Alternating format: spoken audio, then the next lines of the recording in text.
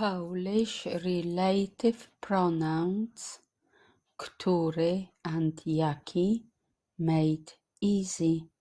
Part 4. Który and jaki as relative pronouns.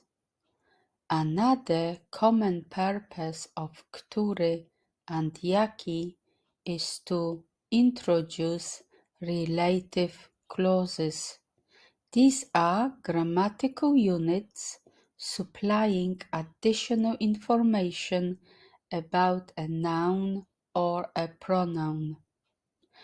Czy to ten samochód, który wczoraj widziałeś? Is this the car that you saw yesterday? Steven to najlepszy facet, jaki tu kiedykolwiek pracował.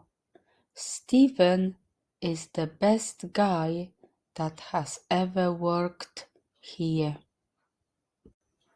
When used as relative pronouns, który and jaki can usually be translated as that, which, or who.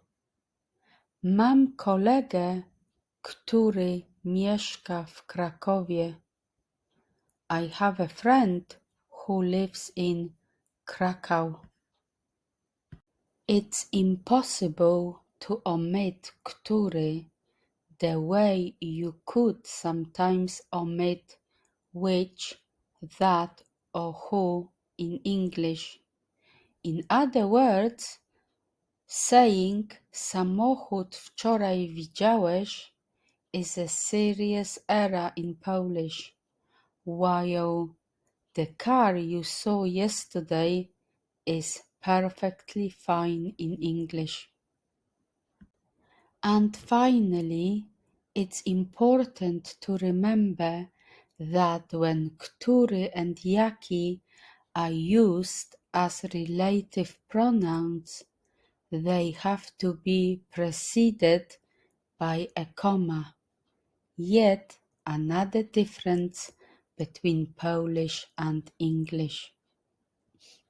Just as in questions, który is used when talking about entities selected from a specific number of options, and jaki is used for entities belonging to a more indefinite set of options. Który and jaki, used as relative pronouns, still assume different endings depending on the number, gender, and case of the noun they refer to. The declination table from the previous video will be just as useful as before. Relative pronouns can appear after prepositions. These cannot, however, be split from the pronoun like in English. Firma, dla której pracuję, sprzedaje papier. The company that I am working for sells paper. It is important to remember that the grammatical case of the relative pronoun is governed by the dependent clause and not the one immediately preceding the pronoun. So, in the previous example, który takes the genitive form required by the preposition dla, rather than the nominative form which would match the case of the noun firma at the beginning of the sentence. Finally, Here are some more examples with various forms of the Polish relative pronouns który and jaki. Zgubiłam telefon, który dała mi mama. I lost the phone that my mom gave me. Książka, którą kupiłam wczoraj, była naprawdę ciekawa. The book I bought yesterday was really interesting.